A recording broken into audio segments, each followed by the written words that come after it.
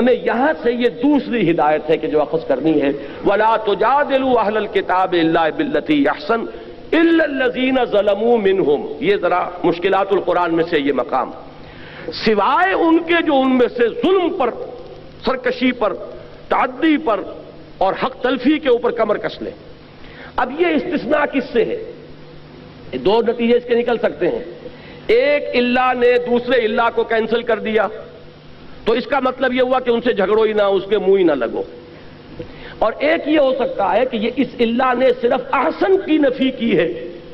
گویا کہ ان کے ساتھ جھگڑو تو انہیں ترکی بترکی جواب بھی دے سکتے ہو۔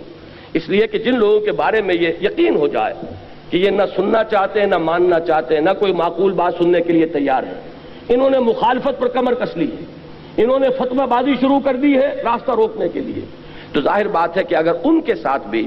اگر آپ نے وہ معاملہ اختیار کیا تو وہ گویا کہ اپنی منزل کو آپ کھوٹا کریں گے، ان کا جواب دینا پڑتا ہے، کسی وقت سختی کا جواب سختی کے ساتھ دینا پڑتا ہے، لیکن اس میں بھی بڑی احتیاط کی ضرورت ہوگی۔ یہ دونوں مفہوم اس میں موجود ہیں۔ اچھا، اب جو بات یہ تو ہوئی منفی بات، مثبت بات کیا ہے؟ یہ انداز اختیار کرو، وَقُولُوا آمَنَّا بِالَّذِي أُنزِلَ إِلَيْنَا وَأُنزِلَ إِلَيْكُمْ۔ یہ کہو ان سے کہ ہم ایمان رکھتے ہیں اس چیز پر بھی کہ جو ہماری طرف نازل کی گئی اور اس پر بھی جو تمہاری طرف نازل کی گئی، چونکہ اہل کتاب کا ذکر ہے، ہم تو تورات پر بھی یقین رکھتے ہیں، ہم انجیل پر بھی یقین رکھتے ہیں، اگرچہ جو تورات تمہارے پاس ہے اس میں تحریف ہو گئی ہے، لیکن اس کی تصدیق قرآن کرتا ہے کہ تورات اللہ کی کتاب تھی جو اللہ نے موسیٰ علیہ السلام کو عطا فرمائی۔ جو انجیل آج تم پیش کر رہے ہو، اگرچہ من و عن اس کو ہم نہیں مانتے، لیکن یہ بات ہم مانتے ہیں کہ وہ انجیل یقیناً اللہ کی کتاب تھی کہ جو اللہ نے حضرت عیسیٰ علیہ السلام کو عطا فرمائی۔ تو قولوا آمنا بالذی انزل الینا وانزل الیکم، ان سے کہو ہم تو ایمان رکھتے ہیں، ہمارے اندر تو کوئی تعصب نہیں، کوئی عصبیت نہیں، کوئی گروہ بندی نہیں، ہم تو ایمان رکھتے ہیں اس پر بھی کہ جو وہی ہماری طرف کیا جا رہا ہے قرآن، اور ایمان رکھتے ہیں ان کتابوں پر بھی جو تمہاری طرف نازل کیا گیا ہے۔ وَإِلَٰهُنَا وَإِلَٰهُكُمْ وَاحِدٌ، اور ہمارا اور تمہارا الہ ایک ہے، ایسا نہیں ہے کہ وہ کوئی دو الہ ہو، ہم تو توحید کے ماننے والے ہیں، تمہارا پیدا کرنے والا بھی وہی جو ہمارا پیدا کرنے والا ہے، موسیٰ کا بھیجنے والا بھی وہی جو محمد کا بھیجنے والا ہے علی نبینا علیہ الصلوۃ والسلام۔ تو ہم تو اس الہ واحد کو مانتے ہیں، وَنَحْنُ لَهُ مُسْلِمُونَ، اور ہم نے تو اپنے آپ کو اس کے سپرد کر دیا ہے، اس کے سامنے سر جھکا دیا ہے، ہم نے اپنے آپ کو اس کے حوالے کر دیا، اس الہ واحد کے حوالے کر دیا جو ہمارا بھی الہ تمہارا بھی الہ، ہمارا بھی معبود تمہارا بھی معبود، ہمارا بھی خالق تمہارا بھی خالق، جو محمد کا بھیجنے والا بھی اور عیسیٰ اور موسیٰ کا بھیجنے والا بھی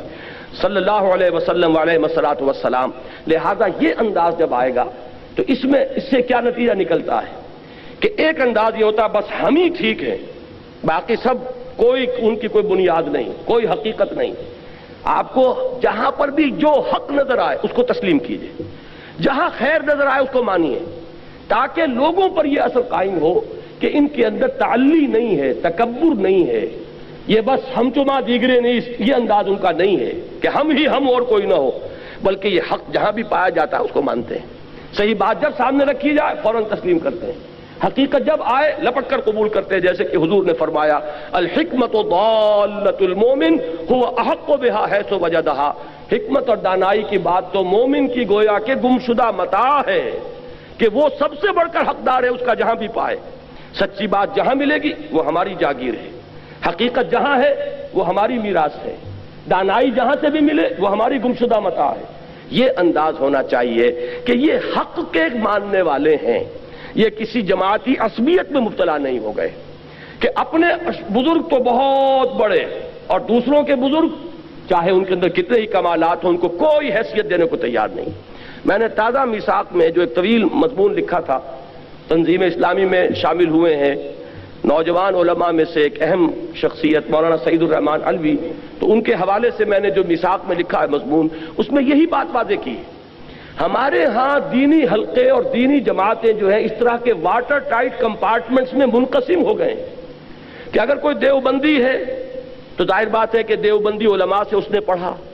دیوبندی علماء کی صحبت اس نے اٹھائی، ان کی عظمت کا نقش اس پر قائم ہوا، اب وہ انہی دیوبندی جرائد کو پڑھتے ہیں، دیوبندی کتابیں جو ہیں انہی کو پڑھیں گے، تفسیر پڑھیں گے تو دیوبندی علماء کی پڑھیں گے، لہذا ان کا پورا وہ ذہنی جو ہے وہ انحصار ہو جاتا ایک حلقے کے اندر۔ دوسرے حلقے میں کوئی عظمت ہے تو انہیں نظر ہی نہیں آئے گی، وہاں اگر کوئی علم کی بلندی ہے تو وہ اس سے واقف ہی نہیں، کوئی اونچی شخصیتیں گزری ہیں انہیں پتہ ہی نہیں۔ اب وہ بریلوی ہیں، کوئی خیر آبادی ہیں،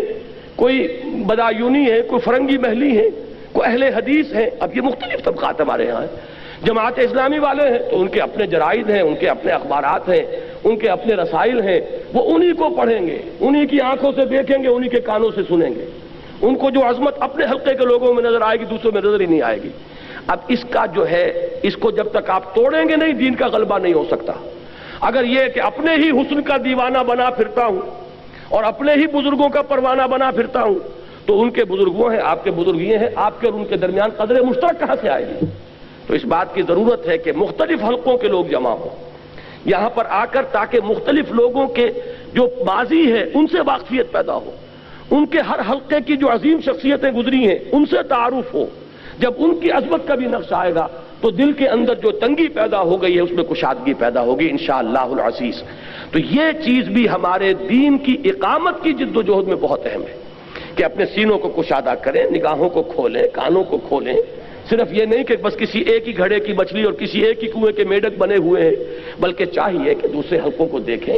ان کے کتابوں کا مطالعہ کریں، ان کے جو بزرگ ہیں ان کے بھی حالات زندگی جو ہے ان کا مشاہدہ کریں، تو اس طریقے سے دلوں کے اندر بھی کشادگی ہوگی اور قریب آئیں گے۔ یہ آیت اس اعتبار سے اقامت دین کی جد و جہد میں نہایت اہم ہدایت نمبر 2 ہوئی، وَلَا تُجَادِلُوا أَهْلَ الْكِتَابِ إِلَّا بِالَّتِي أَحْسَنَ